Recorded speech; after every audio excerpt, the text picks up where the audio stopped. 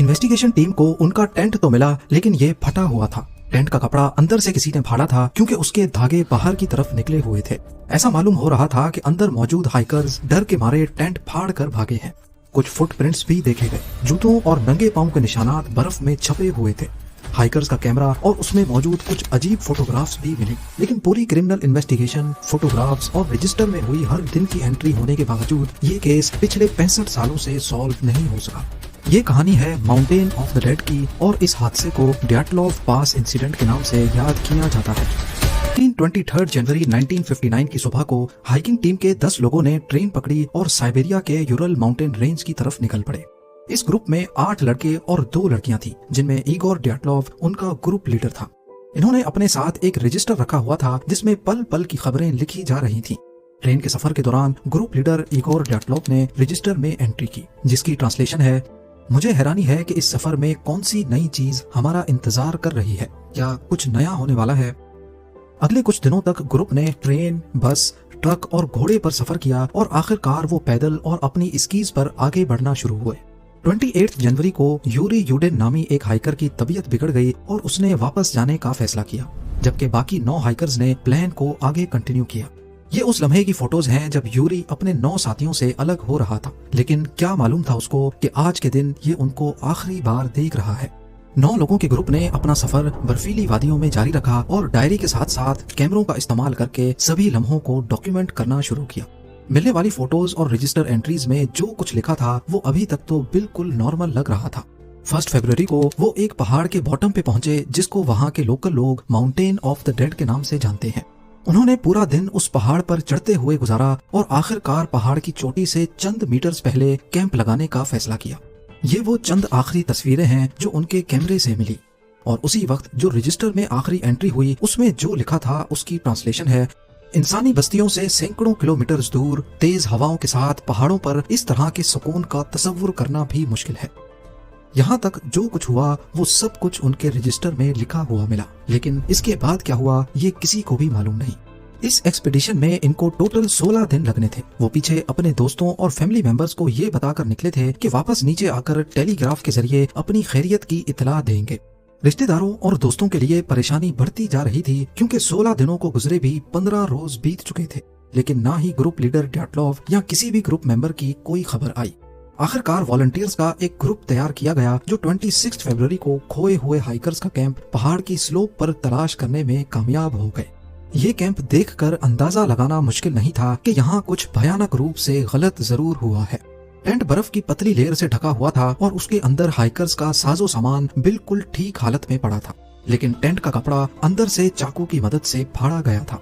ऐसा महसूस होता है कि शायद टेंट के अंदर कुछ गड़बड़ हुई है, जिसने उनको टेंट फाड़कर भागने पे मजबूर किया। अगले दिन आसपास हाइकर्स की तलाश शुरू कर दी गई। फटे हुए टेंट की ओपनिंग के पास ही कुछ फुटप्रिंट्स बर्फ में छपी हुई थी, जो पहाड़ से नीचे की ओर जा रही थी। इन फुटप्रिंट्स में कुछ जूतों के निशानात थे और कुछ नंगे पांव के। आपको यहाँ बताते चलें कि पुरसुकून अंदाज में चलने से फुटप्रिंट्स करीब करीब बनते हैं, और यहाँ पर भी इन्वेस्टिगेशन टीम को लंबे लंबे कदमों के नहीं बल्कि नॉर्मल कदमों के निशानात देखने को मिले। कदमों के निशानात करीब 500 मीटर तक बर्फ में छपे हुए थे, लेकिन उसके बाद वो कहीं गायब हो गए। शायद बाद में पड़ने वाली बर्फ ने उनको छुपा दिया था।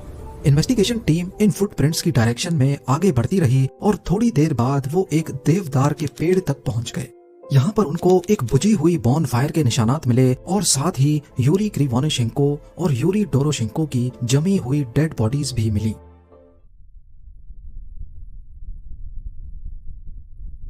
नौ हाइकर्स की लाशें ढूंढने में अगले 2 महीने लग गए।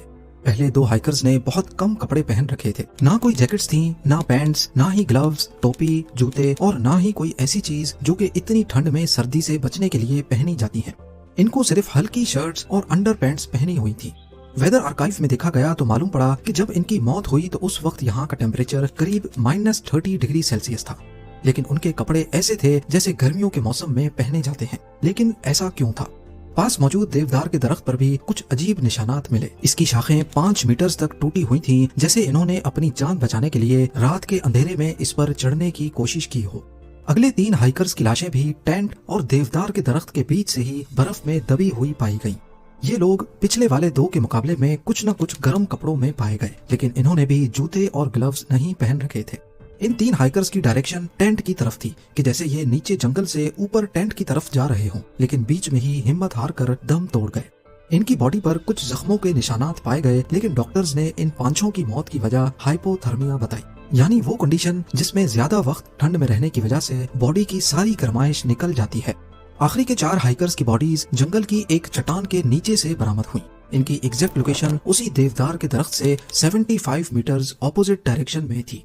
इनमें से 3 को गहरी चोटें लगी थी, 1 का सर फटा हुआ था और 2 की पसलियां टूटी हुई थी। मेडिकल एग्जामिनर का ख्याल है कि ऐसी चोटें किसी इंसानी या जानवरों के हमले की वजह से नहीं पहुंच सकती। उनका ख्याल है कि ये किसी ऊंची जगह से गिरे हैं। जानवर के हमले का नाम इस वजह से लिया गया क्योंकि इनमें से 2 जनों की आंखें निकली हुई थीं और लड़की की जबान गायब थी। सबसे हैरानी की बात यह थी कि क्राइम सीन से मिलने वाली 2 टी-शर्ट्स और 1 पैंट ऐसी थी जिस पर रेडियो एक्टिव मटेरियल लगा हुआ था। पहले तो ये समझकर इन्वेस्टिगेशन हो रही थी कि शायद इनको किसी ने मारा है, इनका मर्डर हुआ है। लेकिन 28 मई को ये क्रिमिनल केस बंद कर दिया गया क्योंकि देखने में ऐसा कोई सबूत नहीं था जिससे ये जाहिर हो कि इनका मर्डर हुआ है या फिर इन्होंने आपस में ही एक दूसरे को मारा है। तो आखिर इन 9 लोगों के साथ हुआ क्या था? टेंट का दरवाजा छोड़कर उसको फाड़कर बाहर निकलने का क्या मतलब है? ऐसी भी क्या इमरजेंसी हो गई थी कि टेंट को चाकू से फाड़कर सबको बाहर निकलना पड़ा? ये इमरजेंसी जो भी थी टेंट से निकलते ही खत्म हो गई क्योंकि उनके कदमों के निशानात भागने वाले निशानात नहीं थे। यानी टेंट में जो खतरा था वो बाहर निकलते ही टल गया और वो रिलैक्स होकर चलने लगे। ऑफिशियल रिपोर्ट के मुताबिक 9 में से 6 हाइकर्स की मौत हाइपोथर्मिया की वजह से हुई, लेकिन इनकी कंडीशन देखकर यकीन लाना मुश्किल था कि ये ठंड की वजह से मरे हैं। अभी तक इस केस को इंटरनेशनल कवरेज मिल चुकी थी। हाइकर्स के फैमिली मेंबर्स और कई लोगों ने सोवियत यूनियन की हाइपोथर्मिया वाली कहानी के खिलाफ आवाज उठाना शुरू कर दी। उनका मानना था कि सोवियत सरकार हाइकर्स की मौत के ऊपर पर्दा डालकर असल वजह छुपा रही है। खास तौर पर जब 3 कपड़ों से रेडियो एक्टिव पार्टिकल्स मिले तो सबका ख्याल गया न्यूक्लियर टेस्ट की तरफ। ये सोवियत यूनियन और अमेरिका के दरमियान कोल्ड वॉर का दौर था और सिर्फ चंद साल पहले ही अमेरिका ने हिरोशिमा और नागासाकी पर न्यूक्लियर बॉम्ब्स गिराकर दुनिया को अपनी ताकत की एक झलक दिखाई थी। उसके बाद सोवियत यूनियन ने भी कई न्यूक्लियर टेस्ट्स करना शुरू कर दिए थे। लोगों का ख्याल था कि सोवियत यूनियन ने इस पहाड़ पर चुपके से कोई न्यूक्लियर टेस्ट किया है जिसकी रेडिएशन की वजह से 9 हाइकर्स की जान गई है और अब ये हाइपोथर्मिया को वजह ठहराकर केस को रफा दफा करना चाहते हैं। इन्वेस्टिगेशन टीम इस केस को मुख्तलिफ एंगल्स से देख रही थी। एक मौके पर एवलांच को भी इस हादसे की वजह ठहराया गया। हो सकता है कि रात के पहर उनको एवलांच महसूस हुआ हो तो सारे टेंट छोड़कर भाग गए, लेकिन एवलांच वाली थ्योरी कुछ हजम ना हो सकी क्योंकि अगर एवलांच आता तो टेंट जिस बर्फ की पतली लेयर से ढका हुआ था वो बहुत मोटी लेयर होती। दूसरा ये कि ग्रुप लीडर इगोर ड्याटलोव एक एक्सपीरियंस्ड हाइकर और स्कीयर थे। वो किसी ऐसी जगह टेंट लगाते ही नहीं जहां एवलांच का खतरा हो। इस हादसे के बाद 100 से ज्यादा एक्सपीडिशंस हुए, लेकिन किसी ने भी यहाँ ऐसी कंडीशन नोटिस नहीं की जिससे एवलांच बन सकता हो। हाँ, इस पहाड़ पर खतरनाक कंडीशंस जरूर एक्सपीरियंस की गई, वो भी अप्रैल और मई के महीनों में क्योंकि तब बर्फ पिघल रही होती है, जबकि ये 9 हाइकर्स फरवरी में गए थे जब ऐसी कोई कंडीशन नहीं थी। ये है एक हाइकर के कैमरा से खींची गई सबसे आखिरी फोटो जो उसी रात को खींची गई थी जब ये हादसा हुआ था। ऐसा मालूम होता है कि ये किसी लाइट की फोटो है जो अंधेरे में कैमरा का लेंस सही से फोकस नहीं कर पाया। इस फोटो की वजह से नई थ्योरीज जन्म लेने लगी। कुछ लोगों का मानना था कि ये आसमान में किसी अनआइडेंटिफाइड फ्लाइंग ऑब्जेक्ट की फोटो है, तो कुछ ने कहा कि ये टेंट के ऊपर लगी इमरजेंसी लाइट या फिर कैंडल लाइट की फोटो है। एक बात तो तय है कि ये जिस चीज की भी फोटो है, चाहे वो रॉकेट हो, यूएफओ या फिर कोई मीटियोराइट, वो चीज इनके पास आकर नहीं गिरी। अगर ऐसा होता तो बर्फ के अंदर से जब डेड बॉडीज मिल सकती हैं, तो किसी चीज के क्रैश होने का मलबा क्यों नहीं मिला? इस आखिरी फोटो की असल हकीकत भी कभी मंजर आम पर न आ सकी।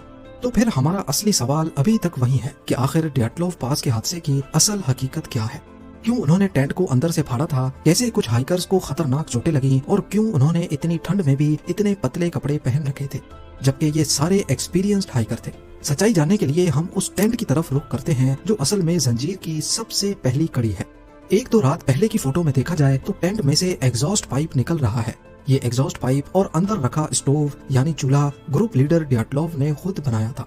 हादसे वाली रात उन्होंने ये स्टोव इस्तेमाल भी किया था क्योंकि टेंट के अंदर से पका हुआ खाना भी मिला है।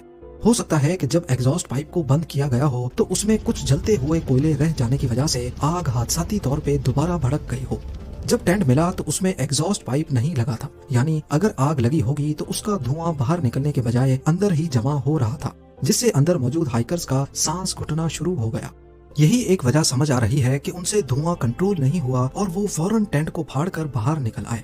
इस थ्योरी को प्रूव करने के लिए एविडेंस भी मौजूद है, क्योंकि हाइकर्स के जिस्म और कपड़ों पर जलने के निशानात भी पाए जा चुके हैं और कुछ के मुंह से खून भी निकला हुआ था।